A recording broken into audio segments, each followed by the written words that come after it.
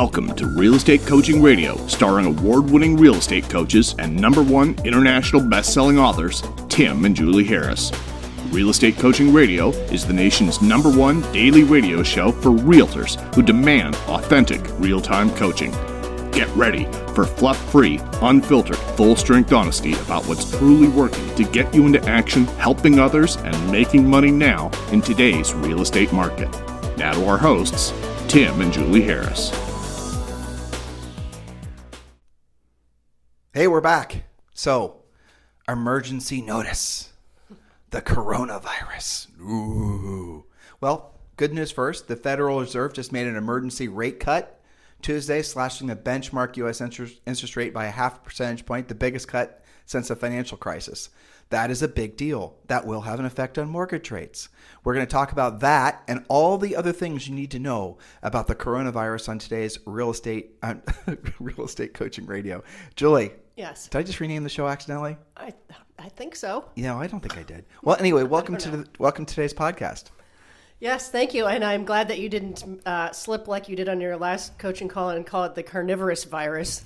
That sounded way worse and definitely reason for panic. So on that note, we're going to talk to you guys about how you will be affected personally, not by the carnivorous, but by the coronavirus, as well as your business. And the mantra here is to plan for the worst and hope for the best. That's right. So here's what this is at the end of the day so far. It looks like it's just going to be another one of these, nasty seasonal flus that all seem to roll out of China.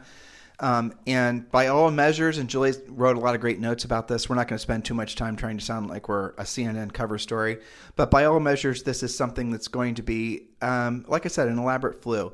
Most people, and again, we're going to get into some numbers here in a second, like not a lot of numbers, but most people just have flu-like symptoms, and assuming they don't have any underlying health conditions, they get over it just as if they'd had the flu. That's really the bottom line. And the other interesting fact is, and nobody talks about this, influenza kills more people, quicker than this thing does. So what is going on with all this hype? And I'll just bottom line it for all of you guys. A lot of you guys think I'm going to say it's political, but I'm not sure it is. What it is, it's monetary. In other words, everyone knows that if you strap the word corona to your topic or your title of your article or your podcast, we were just this morning when we were writing these notes, we went over to, I should do it now. We went over to, here it is, I'm on CNBC, right? I'm going to count how many times on the front page of CNBC, they're attaching the word corona virus to anything and everything. And they're obviously doing that because people are clicking on it because they're acting out of fear. So the news, what they're doing is people are saying, well, they're doing it for political reasons, maybe. But the real reason they're doing it is because you strap coronavirus to any other topic that you're writing an article about or doing a TV show about, you're going to have more people pay attention to it. So they're just doing it for money. So just see it for what it is. And hell, look, guys, I know for a fact that this podcast is going to have a lot of listens just for the same reason, because everyone's overreacting to it. People, humans, we love a good worry, don't we? It seems like if there's not something that is for us to worry about, some external threat, we sort of don't even know what to do with ourselves. Okay, so here I am. CNBC just loaded. The number of stories, and this is before the page fold, essentially before you scroll the page down, there's 6 stories on CNBC that are using the word coronavirus. And if you scroll down, there's even more. And I'm not going to, drive this point home anymore. But you have to basically be thinking in terms of, is this for real? Is this something really for me to worry about? And the answer is no, not really. There was a story yesterday that people were at Costco buying Costco out, and the thing that moved out of the stores the fastest was toilet paper. I guess it's important that people have their priorities straight. But guys, look, until there's a real reason to believe that this is going to be something of a pandemic in the truest sense, you just need not to worry about it. But here's the opportunity for you that is lacking in every sort of, instance, health scare, financial scare. The thing that always is missing is leadership. And I'm going to read you something that I wrote for our company. And let me see if I can find it. Julie, do you have that little thing I wrote last night? I can find it fairly quickly, I think. Yeah. And one little second here. Yeah. And here's really, I'm not saying it was the bottom line is. Yes, I got it right here. Okay. Can you read it? Sure. Let's see. It says, this virus scare, we won't escape it. Be mindful of how fragile 99% of everyone is. For example, the Costco example. Let's see. People think one move ahead generally, just one move ahead, and are easily manipulated. We need to be careful to mind the store and not assume that we're immune to the hype and the fear. Calmly talk to your people, hope for the best, and prepare for the worst. And then your next comment was, let's make tomorrow's show about this, which is what we're doing right now. So the reason I'm sharing that with you guys is because the older you get, the obviously more scares and reasons to be in fear and panic mode you'll have. I mean, you're going to experience, I'm 50 on Monday, egad. And I look back to all the things that I was supposed to be, fearful and panicking about ever since I was an adult. And the list is so long, I can't even really remember. It's just ridiculous. And this is just another thing. But how is this relevant to your real estate business? First of all, you got to realize that what people want is leadership. What they want is they want to absolutely see the lighthouse through the fog. And that's your opportunity to shine in a situation like this. I'm going to tell you guys a story, and then Julie's prepared some actual drill down notes of things you guys can do, because as you know, this podcast is all about being tactical and practical. Number one, you've got to get your head screwed on straight, and you got to stay the hell off CNBC and every other, CNN and all these others that are just basically trying to manipulate you. They're trying to get you in fear and panic mode, because then they know you're going to always be looking for the latest news on coronavirus, which means they're going to be able to essentially charge their advertisers more money, because look, there's all these people that are basically on their website. That's all this is. It's the monetization of the latest fear and panic. There's going to be something else after this. See it for what it is. Start removing yourself from it. It does not matter what side of the political spectrum you're on. You have to realize that news on a whole is just become propaganda. And if you're going to watch any of these channels thinking you're going to get true news, you are a fool. You're just going to get opinions. You're just going to get politically motivated opinions. And it does not matter if you're way on the right or way on the left. The best thing for you to do is just exit stage left and not participate in any of it. It's the reason why podcasts have become so popular. Podcasts are one of the fastest growing mediums of, communication since the Gutenberg press. That's not a Tim Harris quote. That's something else that I read someplace else. Moral of the story is people are knowing that they can't trust mainstream news anymore and haven't been able to for years. And now what they're doing is they're seeking their information elsewhere. You need to be the elsewhere. You need to be the calm on the storm. And look, maybe you just have a family and a center of influence that maybe only stretches to 50 or 75 people. For those people, you need to be the leader. So here's the example. Fires in California, a normal thing anymore.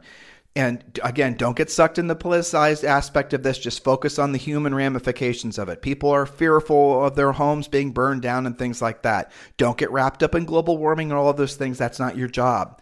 So it was a number of years ago, fires that were burning Big Bear, and it's a ski resort, and you guys in California know what I'm talking about. Lots of log cabins and little cute houses in the woods, things like that. It's really wonderful.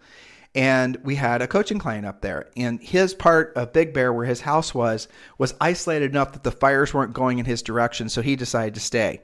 And his house was fire prepped too. It was, all stone outside, metal roof. He was good. But the rest of his community basically was evacuated. And so he for a while was the only non-emergency person up there on the mountain. And what he did, which was really smart, is he went around and he started taking pictures and he started posting the pictures. He started then specifically going to his centers of influence and past clients' houses and taking pictures and sending them to him. I think he was texting them, actually, if I remember correctly. But by doing that, he built a reputation during this time where everyone was looking for leadership. They didn't know what the hell was going on. They were scared. They were terrified. What he did is he established himself as a leader. He established himself as somebody they could trust. They were then, after that happened, it was within a short while that he became the number one listing agent in that whole region. And I believe to this day he still is. Why? Because he realized an opportunity to establish himself as somebody that people could trust. Don't listen to what you're hearing. Don't listen to here's an actual picture of your house. It's still there. Nothing to worry about. That made them bond to him forever. In a situation like this, maybe not as directly, but when there's the latest hype and fear thing pops up, you have the opportunity to step into that same role as a leader in the eyes of your past clients, you can also expand on that. You can work in your whole neighborhood. You can work in just however you can disseminate information where people know what the truth is. They're really going to appreciate, and I'm hoping you guys have that attachment to us too, because we're giving you an exact step-by-step of what you should be doing. And before Julie gets to her first point, I will remind all of you that you can request your free coaching call at any time and get download your copy of the Real Estate Treasure Map. The easiest way to do that is just text the word Harris, Harris, to 31996. The Real Estate Treasure Map is your fill-in-the-blank business and, frankly, life plan. And the sooner you get that filled out, the quicker you're going to feel a sense of direction for the rest of your year into the future. So go ahead and text the word Harris, Harris, to 31996. Julie? Yes, that's right. So when I was researching this, it's funny you mentioned about the, quote, news. I can't even hardly say that it is news, but I didn't go to any of those outlets. What I went to, just to get my facts straight for this, was the World Health Organization. And you guys can do that too. Get your facts straight. So are you personally at risk? Probably not for getting it, but you're definitely at risk for falling into all of this hype, and your past client center of influence, your leads, the people you're following up with, absolutely are subject to the freak out. That's what we want you guys to be tuned into. Now, if you just got off a plane from China, maybe you are at risk. So make sure you know your details, but get them from the World Health Organization or someone who actually studies it versus somebody who, quote, reports on it. So I won't go into great detail on that, but I did enough research that, we have a trip coming up. I wanted to make sure that we were all safe too. But do your research with the proper place. Now, we have 8 points of what to actually do about this. So let's circle back just for a second to the interest rate cut. That's a great topic for you to be talking about on your social media with your lead follow-up, even your open house leads. So that's one good thing. Remember, that hasn't happened since 2008, a rate cut this significant, and it was unanimously voted for. That just happened a few minutes ago. So that's a really good icebreaker. And then we're going to get into these points. So to Tim's story about Big Bear, and we've got tons of examples of that. Point number 1, you stay calm and be committed to being of service. Be the leader in your community. This must be your mindset when disaster strikes your area. And in this case, even the threat of or the hype of disaster, because probably nothing is actually happening around you except for the hype. So that qualifies as disaster striking in this case. All right, point number 2, put your own oxygen mask on first. What is your plan to deal with this if maybe a case props up, in your town? How are you going to deal with it? What is your plan? Okay, your emergency plan. We had to figure this out in the recent, the earthquake that happened in January here in Puerto Rico. We got our plan together a lot faster. We were planning on, putting together our hurricane emergency plan, hadn't thought about earthquakes, but now we have that plan much more in place in terms of food on hand, and we got a generator and all of these things. What are you going to do with your pets if you had to leave? Whatever the case may be, all of you guys live in different areas and have different potential threats, but you've got to have a plan. Get really clear on that. But along those lines, if you go to Amazon, for example, and you put in the word go bag or something like that, you're going to find all kinds of cool things. Now, how do you make money with this idea? By being of service to other people. The simplest way is you share the plan that you create with all your centers of influence and past clients. You actually then, say, this is where I'm buying my go bag. Go bags are something that in the event that you have to go, you want to only have one bag to grab. That's what a go bag is. People in California, in Southern California, with the fires, again, you guys are very familiar with go bags. Lots of you in the Midwest don't know what the heck I'm talking about. We hadn't heard about it till we lived in California. Yeah, part-time. That's right. So moving on to point number 3, create a local Facebook page, Facts About the Coronavirus, or We Survived the Puerto Rico Earthquake in our case, whatever makes sense for your area. Know how to create a page quickly so people can access the details and connect with your community and their families via cell phones. And you can create pages on Facebook it doesn't cost anything. It's really efficient and easy to do. If you have a Facebook business page, I'll tell you, between a Facebook business page and a personal page, the personal page is only going to limit you to 5,000 friends. Maybe that's not a big deal for some of you, that you'd love to have 5,000 friends, but there's a limit to the number of friends you can have if it's a personal page. But the personal pages get more free views. So when you put up an article on a personal page versus, say, for example, a business page, it'll be shown to more people versus the business page will be shown to fewer.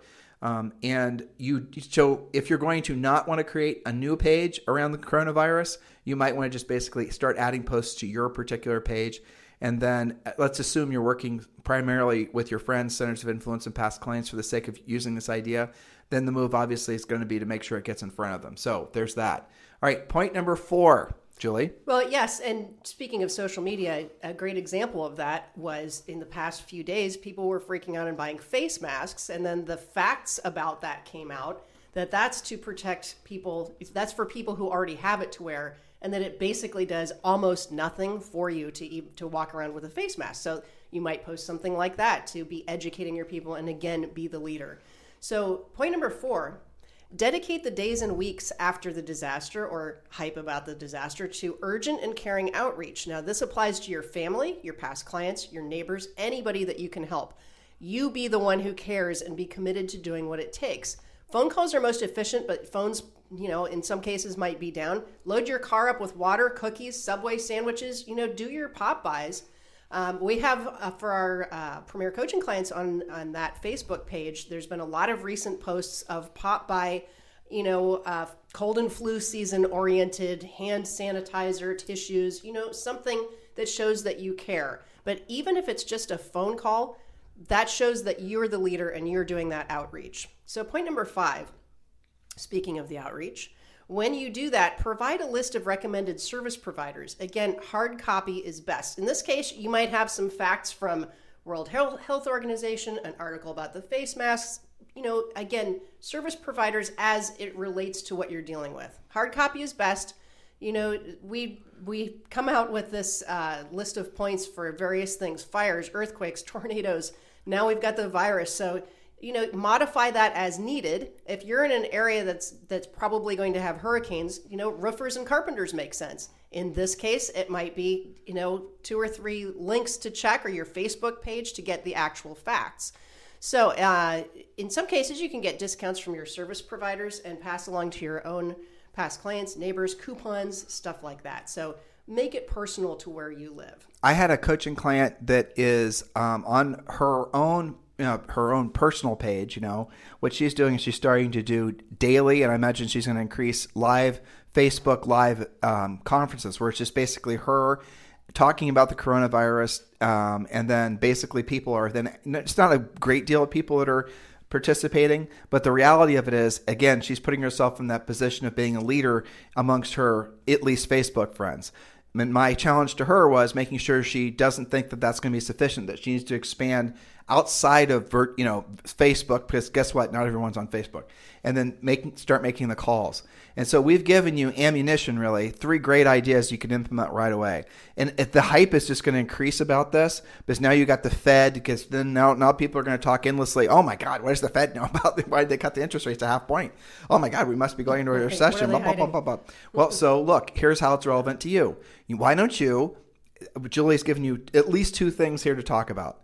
You could call all your centers of influence and past clients. Now, I know when I say the word calls, you guys are rationalizing not doing the real work of real estate, but I'm telling you the call is going to make the difference, and letting them know about the effect on their mortgage interest rate of a Fed rate cut of that size. That's a huge Fed rate cut. It really is. And so for them to drop it a half point, what effect is that going to have on people's monthly payment? I know most of you don't do mortgages, but it's still a great conversation because you're telling them how they can save money. Who's not going to want to receive a call from someone telling them how they can save money? So there's that. Now, I bet you within a week or 2, you're going to see the mortgage interest rates dropping. That's what's going to probably happen. We talked to you about doing pop buys. Do the pop buys. Give people little, those little hand sanitizers that are sometimes free, but sometimes they don't cost anything, like a quarter.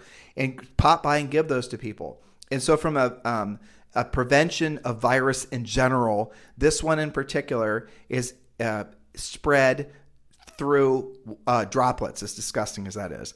So the key is not to touch your face. So because your face is full of orifices, right? Nose, mouth, ears, eyes. So the key is not to touch your orifices at all, unless you basically are, essentially sure that your hands are clean. And wash your hands. And when you wash your hands, you should wash your hands for at least 2 minutes. That's what doctors do. And there's a great soap that you can get that surgeons use. It's called HIPAA Cleanse, Julie. Yes, that's right. It's pink. And you can get that at CVS or Walgreens.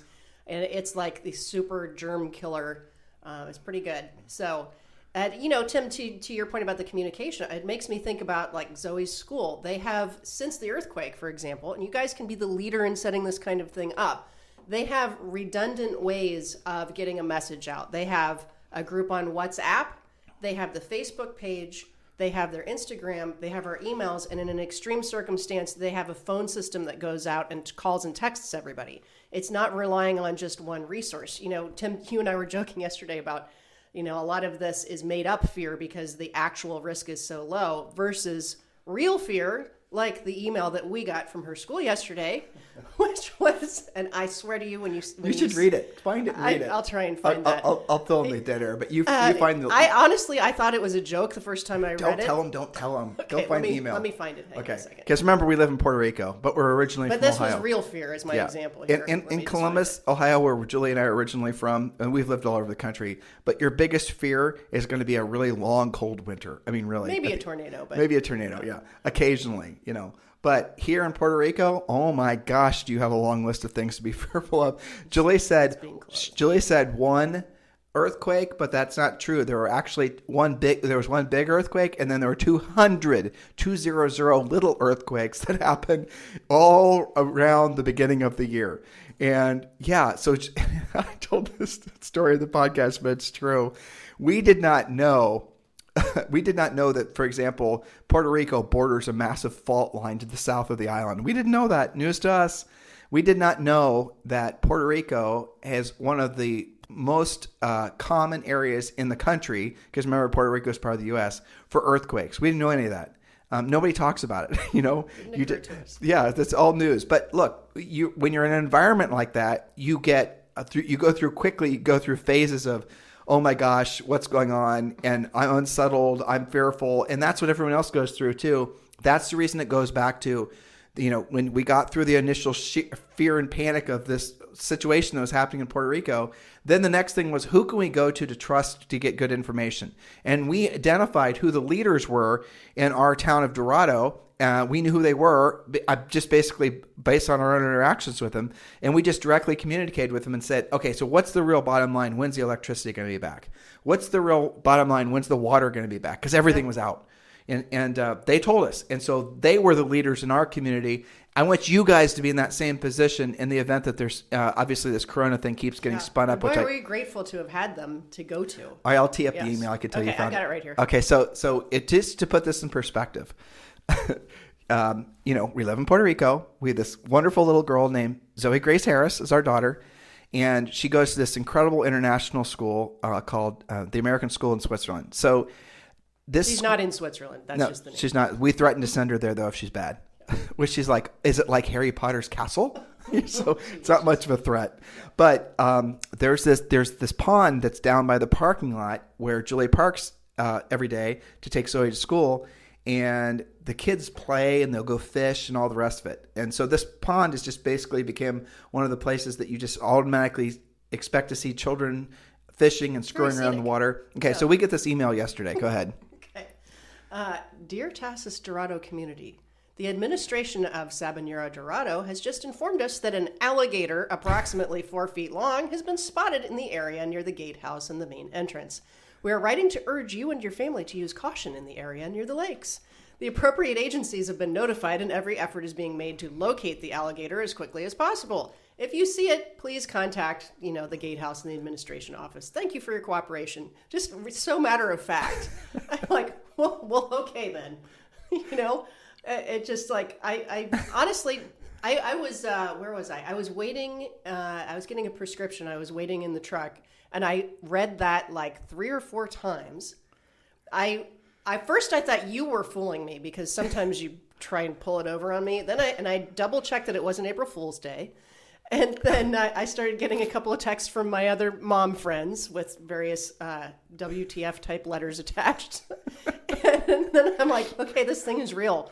So in an already really awful parking situation, it was funny. Nobody went anywhere near that pond. Yeah, well, but that was real fear. Yeah, that was an actual thing. We're trying to express the difference. So a coronavirus that that is basically like an elaborate flu, or a freaking alligator. I mean, we're going to go with the alligator, the thing to worry about, and you guys might have alligators in your lives too. Hopefully not too many, but we need to come out with an April Fool's joke where we're going to say something like Godzilla or something was spotted over the mountain range or something, Totally.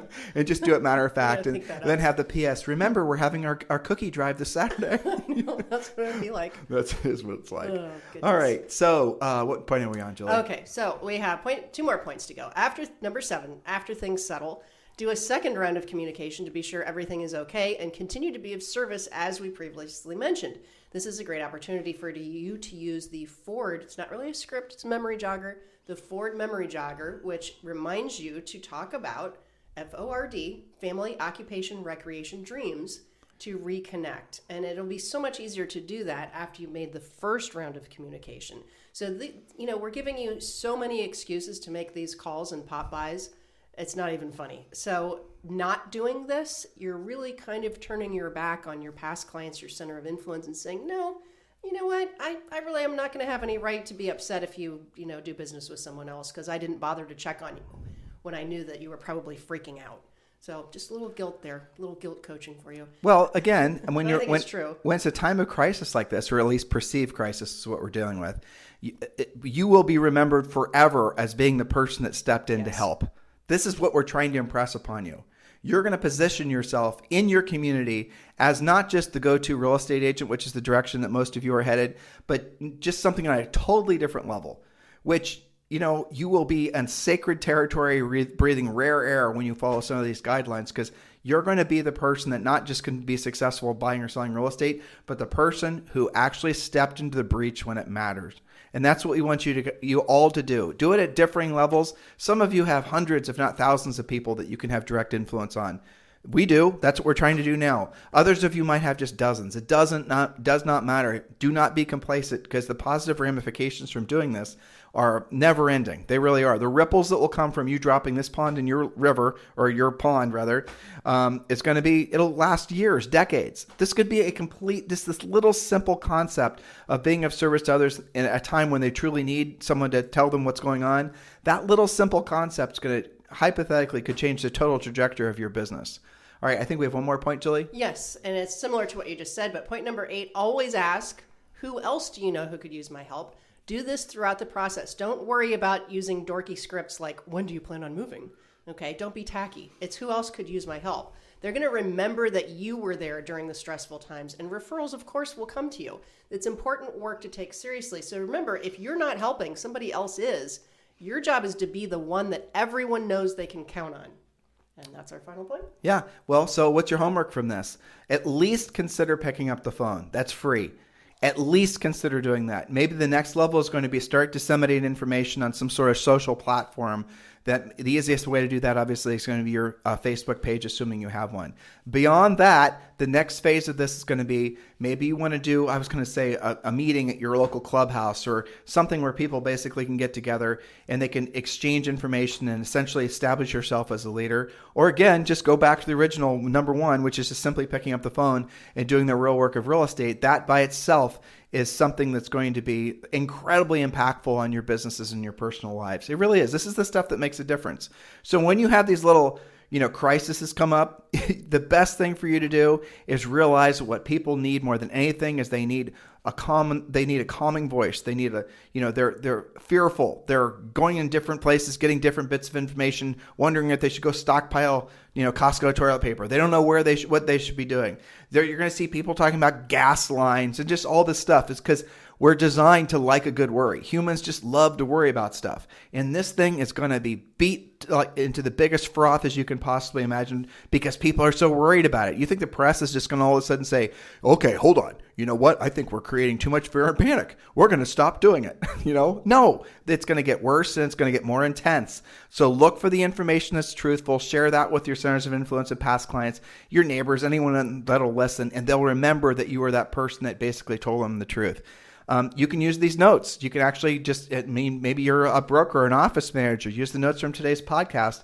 And maybe the way you can directly contribute is by showing other people how they can actually be of service too.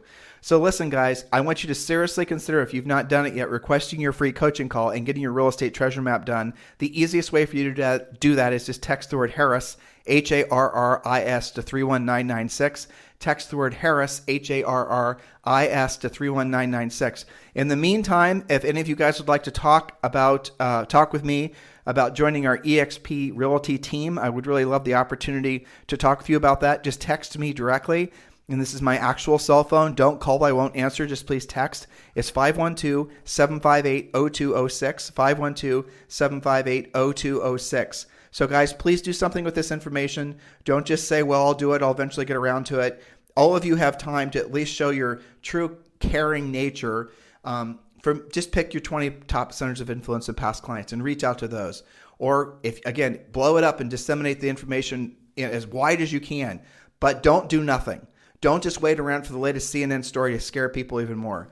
Because what's going to happen is this will have an effect on the housing market. Because people are so easily manipulated, you're going to see that the housing sales stats, when they come out for, basically March and probably even April, you're going to see the housing sales drop. That's one of the reasons they cut the Fed cut the rate, is in anticipation of a slowdown, because they know people are emotional creatures who will overreact to this, right? You be the calm in the storm, guys, and it'll pay dividends for the rest of your lives. If you need us for anything, just simply text me directly at 512-758-0206. In the meantime, if you want to download the Real Estate Treasure Map and schedule your free coaching call, this easiest way is just to text the word Harris, Harris, to 31996. Have a fantastic day. We'll talk with you on the show tomorrow.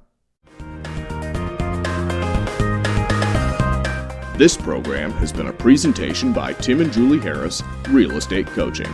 For more information on our real estate coaching and training programs, visit our website at timandjulieharris.com. Remember to tune in weekdays at noon for upcoming shows, and until next time, thank you for listening to Real Estate Coaching Radio with Tim and Julie Harris.